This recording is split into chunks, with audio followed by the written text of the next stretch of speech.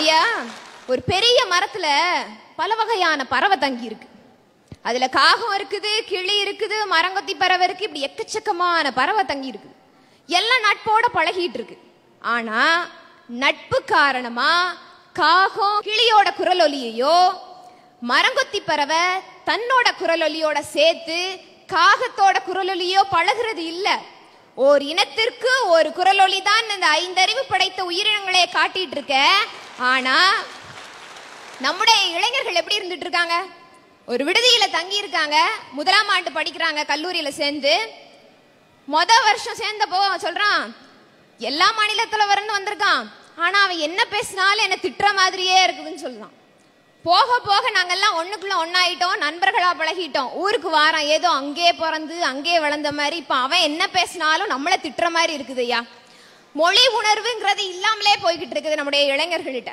ஒரு நிகழ்ச்சி நடத்துறாங்கன்னு வச்சுக்கோங்களேன், அந்த நிகழ்ச்சி நடத்தும் போது எப்படி தெரியுமா ஆரம்பிப்பாங்க?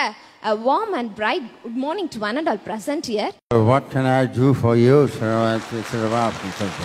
The warm welcome for the ladies and gentlemen who gathered here in Kuttalam. The Kalaivanar Arangam of the ladies and gentlemen is gathering here. Apnata ஐயா அறிவாளியா பேசுறாரு, என்ன அழகா பேசுறாரு. ஐயா, வெளிநாடுகள்ல குளிர் அதிகமா இருக்குது. ஒரு நிகழ்ச்சி ஆரம்பிக்க உள்ள வரும்போது அது கொஞ்சம் இதமா இருக்கட்டும் அப்படிங்கறதுக்காக வார்ம் அப்படின்னு சொல்லி ஆரம்பிக்காங்க. நம்ம ஆட்கள் ஒரு நிகழ்ச்சி நடத்தணும்னா ஒரு அரங்கத்துக்குள்ள ஒரு குளிரூட்டிய போட்டு விட்டுட்டு அந்த இடத்துல warm and bright good morning to one and all present here அப்படிங்காங்க. ஐயா, இதுல என்னையா நியாயம் இருக்கு? இதே மாதிரிதான் ஒரு நிகழ்ச்சி நடத்துறாங்கன்னு வச்சுக்கோங்களேன், சாப்பாடு போடுறாங்க, இளைஞர்கள் உட்கார்ந்து இருக்காங்க, ஒரு பொண்ணு என்ன மாதிரி பொண்ணு அங்க உட்கார்ந்து இருக்கான்னு வச்சுக்கோங்களேன், சாப்பாடு எல்லாம் பரிமாறிட்டு இருப்பாங்க.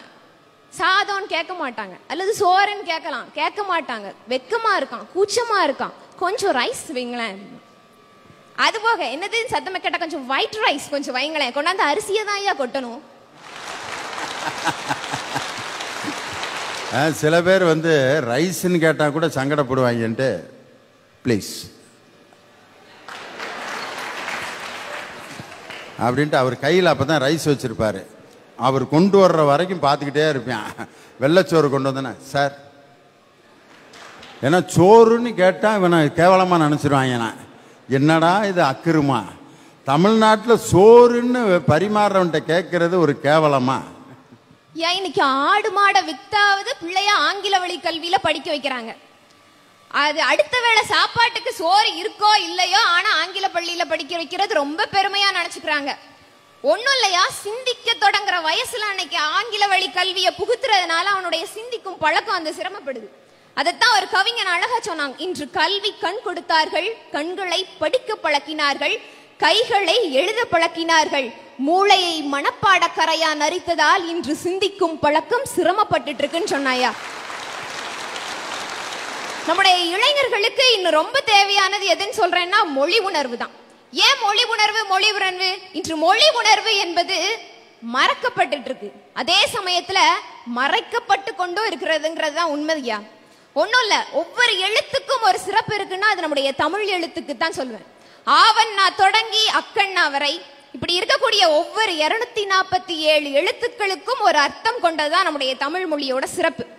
தமிழ் மொழியோட சிறப்பு இன்னும் சொல்லலாம், வட்டம், அரைவட்டம், நேர்கோடு, குறுக்கு கோடு, 4 சிறப்பு அம்சங்கள்.